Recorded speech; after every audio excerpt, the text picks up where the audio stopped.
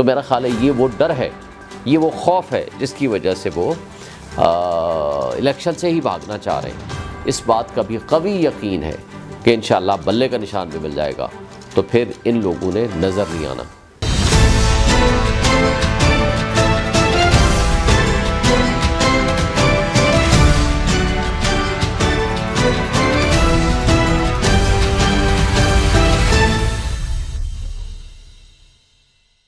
بسم اللہ الرحمن الرحیم۔ آج ہم 3 موضوعات پہ بات کریں گے۔ ایک یہ کہ نواز شریف صاحب کے کاغذات نامزدگی کا مستقبل کیا ہوگا، اور آرٹیکل 62(1)(f) کے بارے میں آج جو سپریم کورٹ میں فیصلہ محفوظ ہوا ہے اس کے بارے میں کیا ایک اوپینین ہو سکتی ہے، اور اس میں سپریم کورٹ کا متوقع فیصلہ کیا ہو سکتا ہے۔ دوسری بات کہ کاغذات نامزدگی جس طرح مسترد کیے تھے ریٹرننگ آفیسرز نے،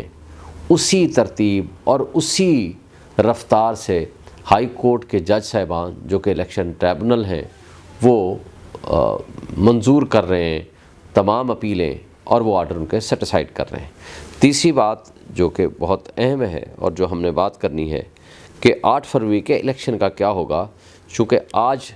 13 سینیٹرز جو کہ سینیٹ آف پاکستان میں موجود تھے، اور سینیٹر دلاور نے وہ قرارداد پیش کی اور جس کو منظور کر لیا گیا، اس کے باوجود کہ وہ 13 سینیٹرز وہاں بیٹھے ہوئے تھے، اور یہ پوزیشن بڑی واضح ہے کہ کورم پورا نہیں تھا۔ یہ ذمہ داری تھی چیئرمین سینٹ کی کہ وہ اس کو پوائنٹ آؤٹ کرتا اور اس کے اوپر ووٹنگ ہوتی، اور اگر ظاہر وہ لوگ موجود نہیں تھے، وہ ایسی کوئی ریزولوشن کی قانونی طور پر کوئی حیثیت نہیں ہے۔ اور ویسے بھی ایک قانون یہ کہتا ہے، آئین خود یہ کہتا ہے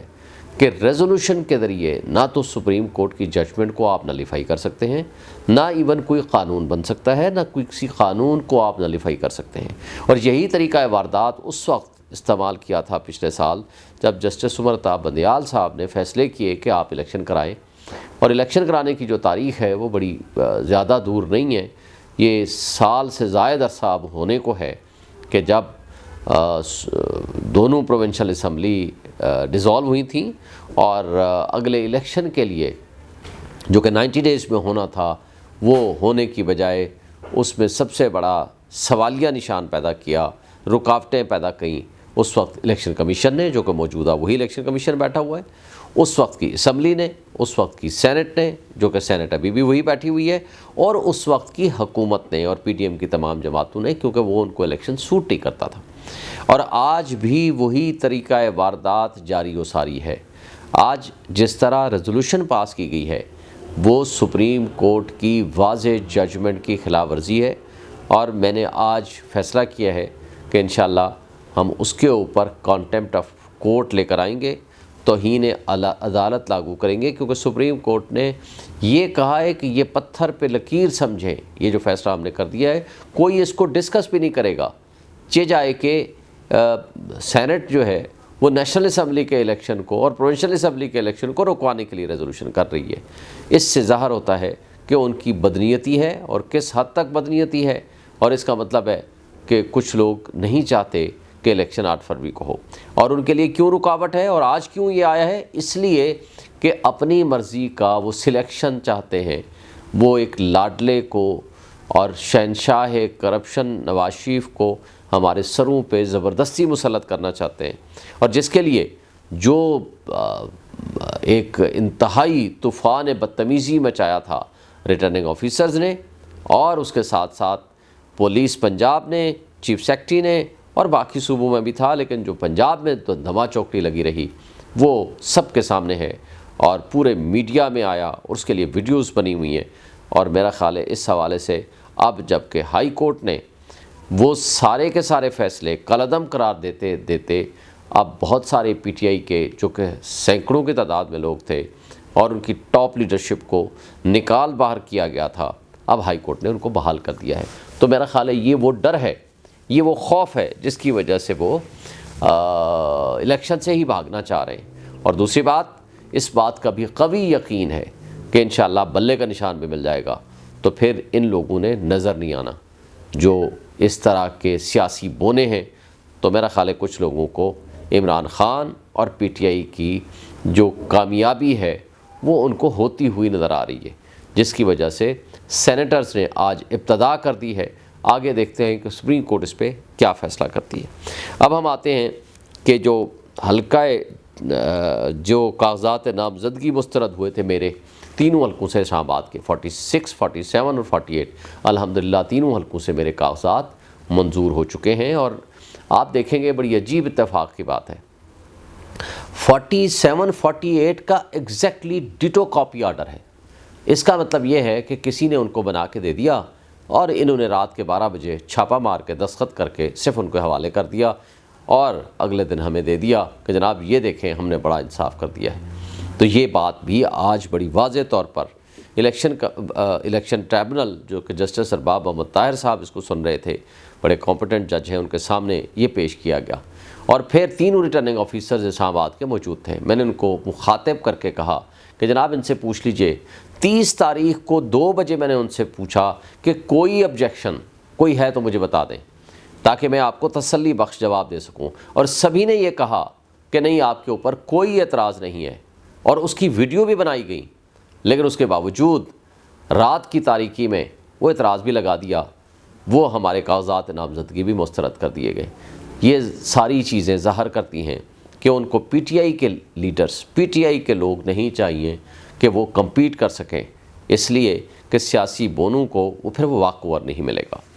اسی طرح اس سے بڑھ کر آج کا جو کیس تھا نواز شریف صاحب کا فیوچر کیا ہوگا۔ دیکھیں سب سے پہلے تو میں نے آج سپریم کورٹ میں پی ٹی آئی کی نمائندگی کرتے ہوئے میں نے پوائنٹ آف ویو اپنا دیا، اور میرا موقف یہ تھا کہ یہ جو لا امینڈ ہوا ہے، میں لا کے پاس آنے سے پہلے کانسٹیٹیوشن کی بات میں آپ کو بتا دوں۔ آرٹیکل 62(1)(f) یہ کہتا ہے کہ جو کوئی شخص امین و صادق نہیں رہے گا تو اس کے خلاف کوئی کورٹ آف لا ڈکلیریشن دے دے تو اس صورت میں وہ تاحیات نااہل ہوگا۔ تاحیات کا لفظ آرٹیکل 62 میں نہیں ہے، آرٹیکل 63 میں ہے کہ جو شخص مثلاً آئیڈیالوجی آف پاکستان کے خلاف یا توہین عدالت میں سزا یافتہ ہو تو اس کو 5 سال کی نااہلی ہے۔ اسی طرح مارل ٹرپیچوڈ کے کیس میں اگر سزا یافتہ ہوگا جس کی سزا 2 سال سے زائد ہو تو بھی وہ سزا یافتہ کہلائے گا، لیکن 62(1)(f) میں اس کو خالی چھوڑ دیا گیا۔ میری رائے میں یہ تھا کہ چونکہ اس میں کوئی ٹائم باؤنڈ نہیں ہے، یہ اسی طرح ہے کہ جب ایک شخص ڈکلیئر ہو جائے by a court of law کہ یہ صادق و امین نہیں رہا، مثلا یہ کرپٹ ہے، یہ غلط آدمی ہے، یہ صادق و امین کی کوالٹی پہ پورا نہیں اترتا، تو پھر وہ ججمنٹ آنے کے بعد یا اس کی کرپشن کے یا چیٹنگ کے یا ڈس آنیسٹی کے ثبوت آنے کے بعد پھر یہ کوئی ڈکلیریشن اس طرح کی نہیں لے آ کے جا سکتا کہ جناب اب میں صادق و امین ہو گیا ہوں، اس لیے کہ وہ پھر ٹائم باؤنڈ ہوگا کہ اگر ایک بندے نے پبلک آفس ہولڈر کے طور پر آیا، کام کیا، کرپشن کی، مال کھایا، اور ہم اس کو کہیں 5 سال بعد دوبارہ آ جاؤ، جس طرح نواز شریف کا کیس ہے، نواز شریف کا یہ وہی کیس ہے، آپ جو بھی اس نے ذرائع چھپائے یا پیسے نہیں شو کیے یا اس کے مطابق ایون فیلڈ ڈپارٹمنٹ کو نہیں شو کیا یا جو بھی چیزیں ہیں وہ ساری میں اس کی تفصیل میں جائے بغیر وہ تاحیات نااہلی ہو گئی، اسی طرح باقی لوگوں کی بھی۔ اب اس کو پرسن اسپیسیفک لا بنایا گیا، جبکہ لا بن نہیں سکتا تھا کہ آئین کی تشریح کرتے ہوئے سپریم کورٹ نے اپنی ججمنٹس میں یہ واضح کر دیا کہ یہ نااہلی تاحیات ہوگی۔ جیسے پرانی ججمنٹ تھی اس کا بھی ڈسکشن ہوئی ہے، جیسے سمیع اللہ والا کیس تھا PLD 2018 سپریم کورٹ 438، اور اس کے بعد جو دوسرا کیس آیا تو اس حوالے سے جو ڈسکشن ہوئی ہے میں سمجھتا ہوں کہ بڑی ڈیٹیل ڈسکشن ہوئی ہے، تو اس کے ساتھ جو سب سے اہم بات ہے تو کیا نواز شریف صاحب کو ایک سب لیجسلیشن کے ذریعے سیکشن 232 سب سیکشن 2 میں ترمیم کر کے یہ کہا گیا کہ سپریم کورٹ کی ججمنٹ کو نلیفائی کرنے کے لیے ہم یہ ترمیم لا رہے ہیں کہ یعنی 62(1)(f) میں اگر ٹائم نہیں دیا ہوا تو وہ 5 سال تصور ہوگا۔ میں یہ گزارش کرتا ہوں کہ وہ ہو نہیں سکتا، کیونکہ سپریم کورٹ کو بھی میں نے یہ کہا کہ پہلی بات تو یہ ہے کہ یہ ایک خاص فرد کو بینیفٹ دینے کے لیے قانون بنایا گیا اور کورٹ نے اس کو ایکسیپٹ کیا کہ آئین میں ترمیم کیے بغیر یہ لا بن ہی نہیں سکتا، آپ اس کو چیلنج کریں، اور اگر آپ چیلنج کریں گے تو جب ہمارے پاس آئے گا تو ہم اس کو دیکھیں گے، ہم اس لا کو نہیں دیکھ رہے۔ تو پھر سوال یہ پیدا ہوتا ہے کہ آج تک نواز شریف تو نااہل ہے، سپریم کورٹ کی ججمنٹ کی روشنی میں تاحیات نااہل ہے، اور جب تک سپریم کورٹ یہ فیصلہ نہ کر دے کہ وہ جو ججمنٹ ہے ہم اس کو واپس لیتے ہیں، یا سپریم کورٹ کوئی اور جب تک کلیریفائی نہ کرے،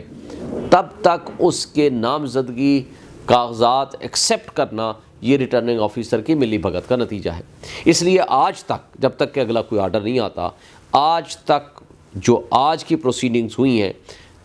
نواز شریف تاحیات نااہل ہے، اس کے کاغذات جمع نہیں ہو سکتے اور ایکسیپٹ نہیں ہو سکتے۔ آگے کا کیا فیصلہ آتا ہے ابھی ہم کچھ نہیں کہہ سکتے۔ تو لہٰذا جو قانون میں ترمیم کی گئی وہ بھی اس کو پرسنل بینیفٹ دینے کے لیے کی گئی، اور اسی طرح آئین میں ترمیم کیے بغیر اس طرح کا کوئی فیصلہ کرنا جو کہ قانون میں ترمیم کر دیں وہ اپلیکیبل نہیں ہوگا۔ اور آج بھی یہ سوال دوبارہ اٹھ سکتا ہے کہ یہ قانون میں جو ترمیم کی گئی ہے یہ اللیگل ہے، انکانسٹیٹیوشنل ہے، اور کسی صرف ایک شخص کو بینیفٹ کرنے کے لیے کی گئی ہے۔ جب یہ میٹر جائے گا تو دیکھتے ہیں کہ عدالتیں کیا فیصلہ کرتی ہیں، لیکن ابھی ہمیں انتظار ہے سپریم کورٹ کے فیصلے کا، اور ہم امید رکھتے ہیں کہ سپریم کورٹ انصاف کرے گی۔